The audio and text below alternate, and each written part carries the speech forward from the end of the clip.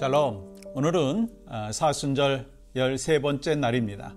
오늘도 하나님께서 주신 은혜와 평강, 또 하나님께서 우리를 향한 뜻이 무엇인지 잘 분별하실 수 있는 복된 하루가 되기를 간절히 소망합니다.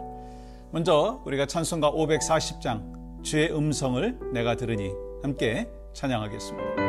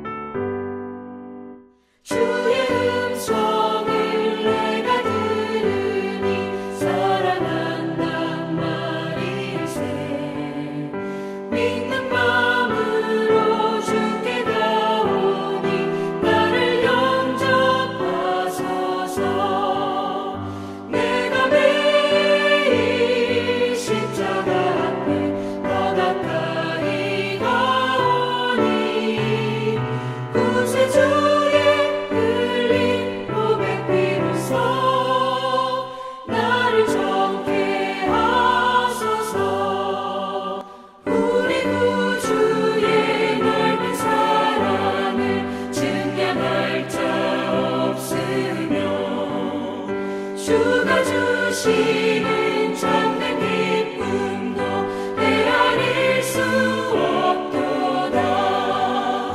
내가 매일 십자가 앞에 더 가까이 가오니 구세주의 흘린 보배 피로써 나를 정케 하소서.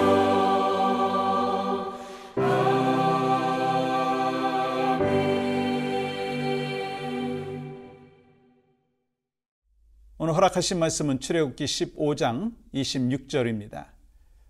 이르시되 너희가 너희 하나님 여호와의 말을 들어 순종하고 내가 보기에 의를 행하며 내 계명에 귀를 기울이며 내 모든 규례를 지키면 내가 애굽 사람에게 내린 모든 질병 중 하나도 너희에게 내리지 아니하리니 나는 너희를 치료하는 여호와임이니라.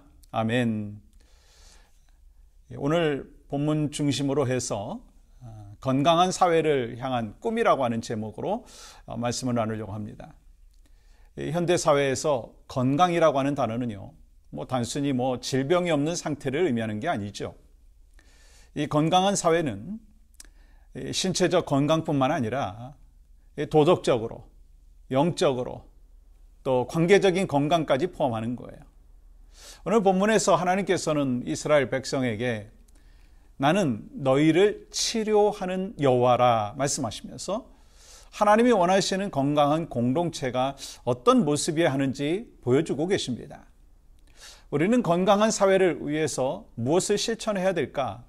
오늘 본문 출애굽기 15장 26절에서 하나님께서는 이스라엘 백성에게 건강한 사회를 위한 원칙 4가지를 말씀하시는 거예요. 아니, 하나님께서 우리를 향하여서 건강한 사회를 만들어 가야 되는데 그 4가지 원칙을 말씀하시는 것이죠. 그 첫 번째는요, 하나님의 말씀을 듣고 순종하라. 출애굽기 15장 26절에서 하나님께서는 너희 하나님 여호와의 말을 들어 순종하고 라고 말씀하십니다. 여러분, 건강한 사회는 하나님을 중심으로 할 때 형성된다는 의미입니다. 또한 하나님과의 관계가 회복이 되어질 때 개인과 공동체의 영적인 건강이 회복되는 거예요. 예를 들어서 니느웨는요, 폭력과 부패로 가득한 도시였어요. 근데 요나의 외침을 들은 왕과 백성들이 회개했어요. 그때 하나님께서는 그들을 용서해 주셨어요. 우리 사회도 하나님께로 돌아가야 합니다. 그때 바로 영적 건강을 되찾을 수가 있다는 거예요. 아시듯이 팬데믹 기간 동안 많은 사람들이 신앙을 잃었어요. 그런데 일부 교인들은요, 많은 교인들은요, 온라인 예배와 또 성경 공부를 강화하면서 신앙을 회복하는 계기로 삼았다라고 하는 거예요. 위기의 순간일수록 하나님께서 더욱 가까이 나아갈 수 있는 또 길을 주시는데 그 길을 찾아갔다라고 하는 거예요. 그래서 나는 하나님의 말씀을 듣고 순종하는 삶을 살고 있는가? 그 질문을 자꾸 해보고 답변을 해야 된다는 거예요. 또한 내 주변 사람들에게 이 복음을 전하면서 영적인 건강을 회복하는 일에 내가 동참할 수 있는가? 거기에 대한 질문도 하고 또 삶의 모습도 그렇게 변화되어야 된다는 거예요. 두 번째 원칙은 정의롭고 정직한 삶을 살아라 하는 거예요. 하나님께서는 내가 보기에 의를 행하며 라고 말씀하셨어요. 여러분, 건강한 사회는요, 도덕적으로 정의롭고 공의가 실현되는 곳입니다. 이 부패와 불의를 멀리하고 정직과 사랑을 실천하는 것이 참 중요하다라고 하는 거예요. 예를 들어서 이 세리 삭개오는요, 이 부정직하게 돈을 모았지만 예수님을 만난 후에 자신의 재산을 가난한 사람들에게 나눠줬어요. 또 부당하게 취한 것을 4배로 갚겠다고 선언을 했어요. 그러자 그의 주변도 변화되어졌다라고 하는 거 여러분 아시죠?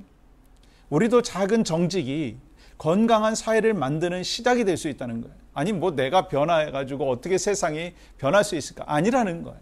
나 한 사람부터 정직하고 나 한 사람부터 일상 속에서 하나님이 원하시는 정의를 실천해 나아갈 때 우리 가정이 변화되어지는 것이고 교회 공동체가 변화되어지는 것이고 세상이 변화되어지는 거예요. 또한 세 번째는요, 몸과 마음을 건강하게 관리하라라고 하는 거예요.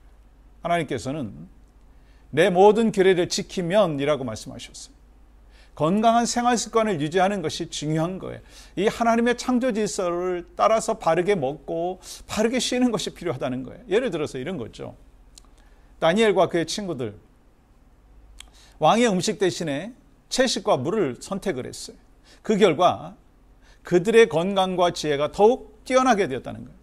여러분, 그렇기 때문에 우리가 올바른 생활 습관을 가질 때 우리의 몸도 건강해지고 마음도 건강해지는 거예요. 저도 지난 몇 달 전부터 매일같이 이제 운동을 하는데, 운동을 하니까요, 마음이 더 건강해지더라고요. 왜요? 몸이 건강해지면서 마음까지 건강해지는 거예요. 마음이 건강해지니까 몸도 건강해지는 거예요. 그러면서 영적으로도 더 주님 앞에 올바로 서 있는 그런 모습을 조금씩 발견하게 되더라고요. 많은 사람들이요, 바쁜 일정으로 인해 가지고 패스트푸드와 스트레스를 과다하게 받습니다. 근데 그러다가 보면 정말 건강한 식습관, 규칙적인 운동, 그렇게 하는 것이 참 쉽지 않아요. 그래서 우리에게 필요한 것이 무엇이냐? 우리 가정과 공동체가 건강한 생활 습관을 갖도록 서로 노력하자는 거예요. 여러분 안에서도 내가 어떻게 이 하나님이 주신 몸과 마음을 관리할 수 있을까? 그래서 여러분뿐만 아니라 가정과 또 세상을 향하여서도 그러한 모습이 있어야 되는 것이죠. 또 네 번째는요, 하나님의 치료하심을 신뢰하라라고 하는 거예요. 하나님께서는 나는 너희를 치료하는 여호와임이라 라고 말씀하셨어요. 우리의 노력만으로 건강한 사회를 만들 수 없습니다. 하나님의 치유와 회복이 있어야 되는 거예요.